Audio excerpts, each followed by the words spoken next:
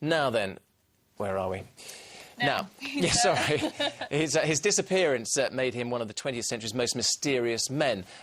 Richard Bingham, the 7th Earl of Lucan, went missing in 1974. That was after his children's nanny was murdered. Well, his whereabouts are still unknown to this day, a bit like that script. But a pair of shotguns that used to belong to Lord Lucan have come to light, and they're being sold by an auction house in Norfolk. Stuart Leiths has this report. They were once owned by a man whose fate is still shrouded in mystery, a man whose name has become synonymous with the act of disappearing without trace. Lord Lucan's shotguns are being auctioned by Holt's of Wolferton in Norfolk. The guns are not being used by the current owner at the moment, and he just feels, well, you know, rather than sitting in a cabinet gathering dust and doing nothing, much better to have them back out, you know, in circulation, going to someone who's going to appreciate them and use them. The guns were made by the prestigious Purdian sons of London for the 5th Earl of Lucan in 1898, and they were handed down through the family. Richard Bingham, the notorious 7th Earl of Lucan, disappeared following the murder of his children's nanny in 1974. He was a suspect in the case, but has never been traced. There have been a number of claims that Lord Lucan had been found in South Africa, India and New Zealand, but he was actually declared legally dead in 1999. When someone's buying a pair of guns like this, you know, you are buying into the history of them. You know, you are buying something other than just as a working tool. So if there is a story that goes behind it, if there's some, you know, interest or link to a historical figure, then obviously, you know, people are prepared to go a little bit more on that. They're being sold in London later this year with a guide price of £25,000 to £35,000. And perhaps the auctioneers should expect a long-distance call from a mysterious man making a telephone bid.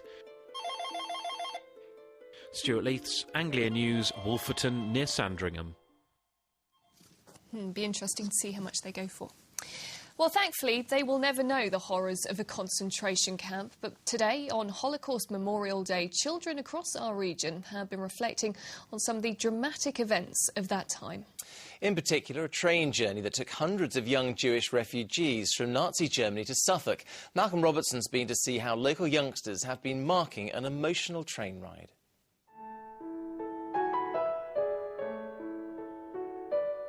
For thousands of children, it was heartbreaking. Their parents victims of unimaginable brutality in Nazi concentration camps, and they facing the prospect of miserable and terrifying journeys hundreds of miles from their homeland. Today, on Holocaust Memorial Day, children in Suffolk have been recalling those tragic events and retracing one particular train journey hundreds of young Jewish refugees made in 1938. Youngsters from Gisleham and Lothingland middle schools were at Beccles Station, preparing to go to Lowestoft, which was where those evacuees were bound for all those years ago. They were trying to imagine just what it must have been like. We found out that it must have been really scary, and it must have been really upsetting for the people.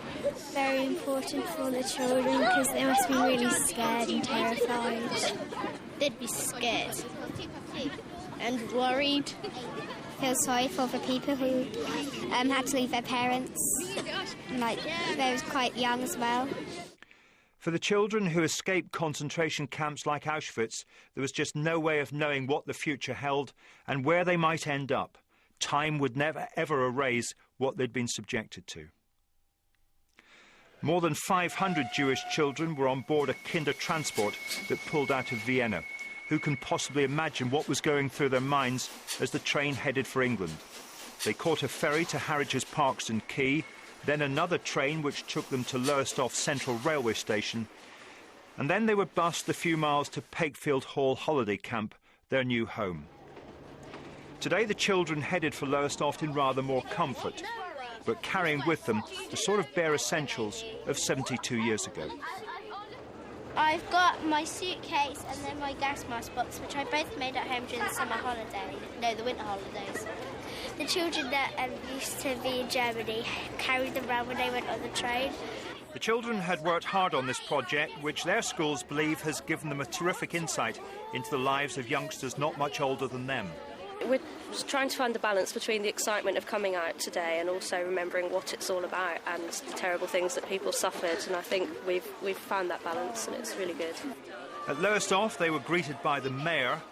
A commemorative plaque was unveiled, signifying what happened on this station just over 70 years ago.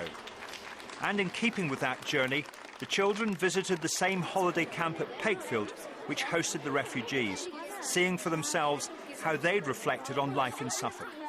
We are so happy because we are free, but sad because we have left our brothers and fathers in concentration camps. It was a horrible nightmare and we are glad to get away, but we must always remember our parents and brothers are still there and we shall not know what is happening to them. My 3 elder brothers were shot. The stormtroopers burst in one day and took them away to a concentration camp. Mary Draper told the children how her life as an evacuee was rather different. She and her young sister left Lowestoft, which was badly bombed, and went to a family in Derbyshire. They came up to take one little boy home, but they went home with 2 little girls, and we were their little girls till the day they died.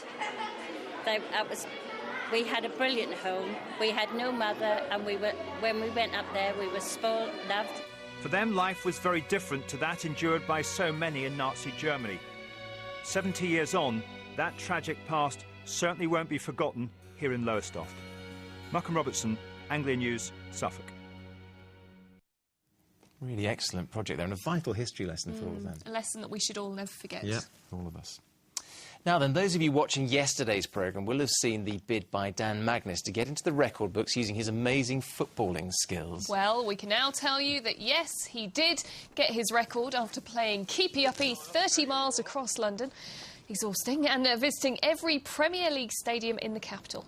Well, get this, in doing so, the 26-year-old beat the record for the longest keepy-uppy journey. He now, though, hopes to visit every Premier League ground, doing his football tricks. I'd invest in some Velcro if I was him, get it stuck on your head and just walk around. Good thing, though, in this cold weather, at least it keeps you warm, doesn't it?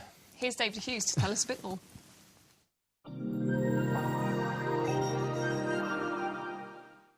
You can't control the weather. And that's it. Wrap up warm. We'll see you tomorrow night. Until then. See you soon. Bye-bye. Goodbye.